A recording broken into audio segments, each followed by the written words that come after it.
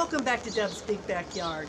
I'm Deb, and in early June, our big backyard got a lot bigger when we ventured to Costa Rica, the cloud forests in Monteverde, where the elevation is 4,500 feet or so.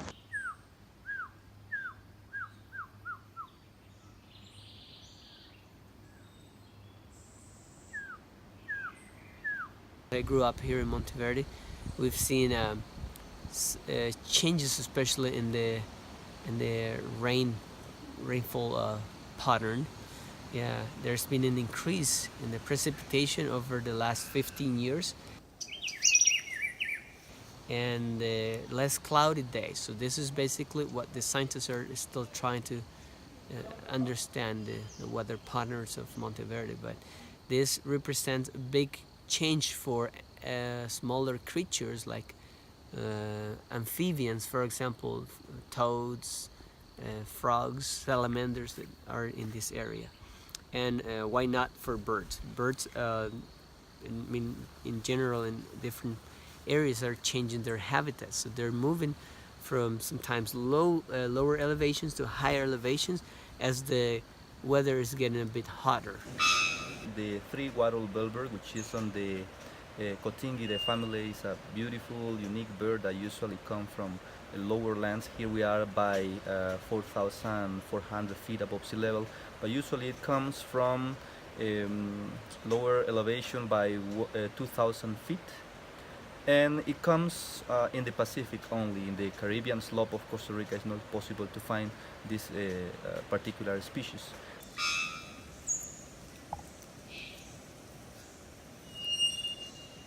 And that sound he makes, the alarm sounds very loud, is to mark his territory and to look for the attention of a female that could be around. Once the female comes around, maybe another male or just the same makes a kind of passerella in a stick in the top of a leafless branch, and like that he calls the attention of her, and once she decides this one or another male, she comes and stands in front of him, and like a way to say you are the boy or you are the chosen one. We're at the Rica Reserve, Monteverde. This is one of the private reserves that we have in the area, where we have great opportunities to see many birds that are found in a different zone compared to the Monteverde area. The keel-billed toucan on its nest and feeding actually the baby toucans. It's trying to regurgitate some. Wow, that's amazing. He brought two avocados at a time. The toucan and the bellbird, these are birds that are found only at a certain elevation, and for scientists there are like good indicators of the climate change.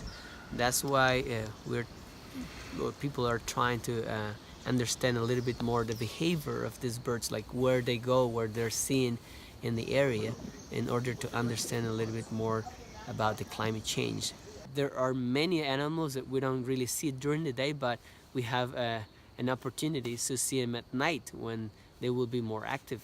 A green snake, a green pit viper that we call side-striped pond pit viper, it is one of the snakes that is more adapted to live here in the high elevations in Costa Rica. They're normally seen in trees, like resting or sleeping in the top of the trees, but at night when they're more active they come down to eat. They can eat little mice. Eventually during the day, if they are ready to strike, they can even kill some birds that wouldn't keep a distance, for example hummingbirds. So this is the orange knee tarantula. As you can see there, it's just waiting for food to come out there, to come inside there. They wait there patiently for hours and hours until a little victim occurs to pass in front of the den or the hole, right? In all the years I've been guiding, I have had that opportunity to see them while they're killing the prey, little beetles, crickets, grasshoppers, and things like that. Like I was saying, well, this situation that we have with the climate change is affecting mostly amphibians. So a little rain frog, the spot-shouldered rain frog, it was on the little plant and kind of like singing. Yeah, and because it was pretty wet the afternoon, we had that chance to see it. Yeah, well, I have to say that as part of my job here, I've been, educating people all over the world from all nations. My message is to do the same. What we're doing in Costa Rica, I think a very good job trying to preserve forests, but it is really important in other places and other continents if people also can help us do that, because we live on a small